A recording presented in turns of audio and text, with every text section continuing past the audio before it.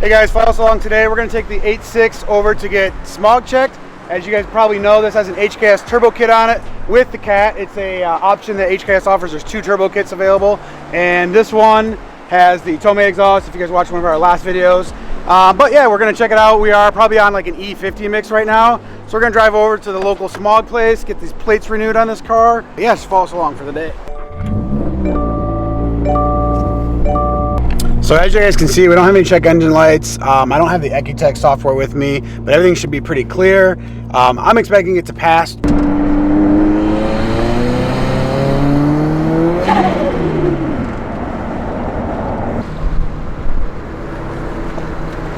So guys, the DMV process is quite simple. I'm actually registering and renewing the plate. That might give us a little bit of hard time because we don't have the actual plate on the car, but we do have it in the front window. So the guy's gonna go in there, he's gonna check. He's going to plug into the OBD2 port. They're not testing like at the tailpipe or anything like that.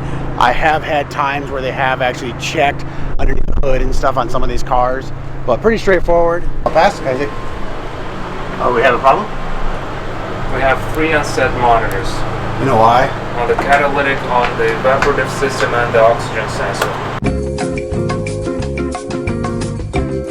So guys, today we're gonna go back to do smog again. Yesterday we failed because we didn't have enough drive time on the car. The cars need to have like a drive cycle. So I'm gonna explain a little bit to you, but let's get over to the smog place. Let's test it out. You're allowed to have 1 not ready in the state of Nevada. Your state will differ.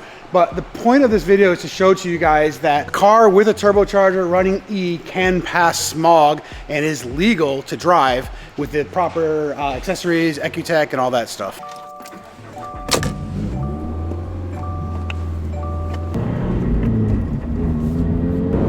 So yesterday we had 3 not readies. We had an evap, a catalyst, and we had the O2 sensor not ready. And that's all because the car didn't have its full drive cycle. So Alex got on the expressway after a cold start, drove the car probably 20-30 minutes, and then he did the same thing again today, and then those resets came back on, and the computer itself actually recognized them, and it cleared.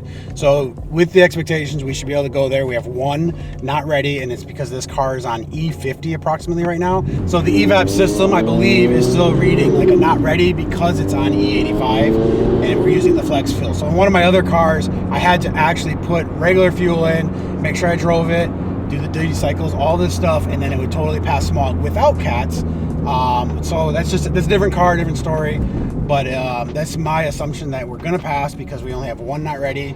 But if I were to put regular fuel in this car, it would actually get rid of the last what do I call it, defeat, the last emissions defeat, and I would have 0 check engine lights or 0 issues. There's a lot of guys are like, I can't pass. I'm like, dude, why can't you pass? You should be able to pass in the state of Nevada with a turbo kit, with a flex fuel kit. You shouldn't have to reload maps and all these other things. I've seen stories of people doing that, so that's kind of why making this video, just to let people know, like, you shouldn't have to do any of that stuff if everything's done like proper. The old flex fuel kits, they did use the secondary O2 sensor harness, so it was different, but that still would only be 1 not ready, and you should still be able to pass.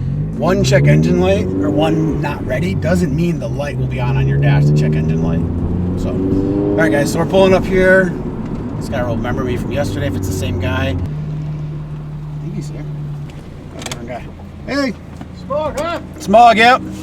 What's the mileage? The mileage, we got 3,036 miles. How many? 3,000. 3? 3,036. How about that? What year's the car? 2022. Yeah, this is a demo car, so we don't drive it a lot. We actually came yesterday, to be honest. The car needs to pass it.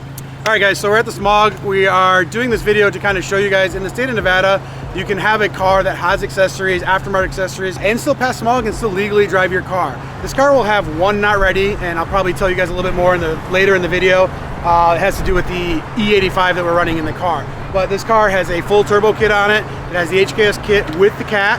It has the factory front pipe on it. It has an actual cat back. The car sounds great. The car's fun. It's super fun to drive. And I have a blast in this car every time I drive it. So I just want to put this video together. I've seen stories of people in Nevada not being able to pass smog, wanting to reload maps. And as Ecutek and other things got more difficult and they were not allowed to turn off check engine lights because of O2 sensors not being installed in the car, being bypassed with like an aftermarket manifold or something like that, things are changing. And these are the ways you can actually still make power. We're actually going to be doing this car, putting it on an actual dyno soon. Stay tuned for that. We're expecting this car to make about 400 horsepower, maybe even a little bit more. Our butt dynos really push us up with this car. So he's gonna be plugging into the OBD2 port. He's gonna be checking underneath the engine bay and doing all that stuff, scans the VIN code, registers everything with the state of Nevada. So he had to pop this out, we left this in. Alex was checking. So on our phones, we can actually check what's not ready and what's cleared and stuff like that. So he's running the check, he's connecting to OBD2. D1 not complete. We passed. So actually one of the cool things at Nevada is they can actually renew your plate at the same time that you have to do the smog. So he's running that through now, and then in the mail will actually come a little tag, like a little sticker. We'll put that on our plate once the car is good to go, but it's automatically, as of today, it's good to go with the state of Nevada. All right guys, this was the goal. The goal is to get one of these stickers for this car so we can be compliant for the next year. In the state of Nevada, you're allowed to modify your cars a little bit. You're allowed to not have any check engine lights on the dash. You can have one not ready. I kind of explained some of that earlier in the video, but the goal of this was to show you guys that you can modify your car, you can turbocharge it, you can make a lot of power with this car. Hit us up, we'll explain everything. We can guide you through the step-by-step process and what you need to do to get your car in the horsepower range of this and not have to deal with like some of the stuff back in the past where you had to take mods off the car, reflash the ECU, things like that. Stay tuned, we're gonna be putting this car on the dyno. The car makes a crap ton of power. Everyone that drives this car is just thoroughly impressed with it. It just throws you back in the seat. It's really fun to drive, but we're actually really curious what kind of power this thing makes. Power versus tuning, you don't actually have to, I just want to debunk this real quick. You don't have to put the car on the dyno to actually tune the car. A lot of stuff is done electronically now through maps. A lot of these cars are consistent if you follow the recipes that we put together to make power on these cars. You guys have seen us bring lots of cars in-house here to actually build the cars for customers, ship them back to other states and things like that. So stay tuned, we got a future video. We're going to throw this thing on the dyno. We're going to load it up with some more E and go from there. See you guys on the next video.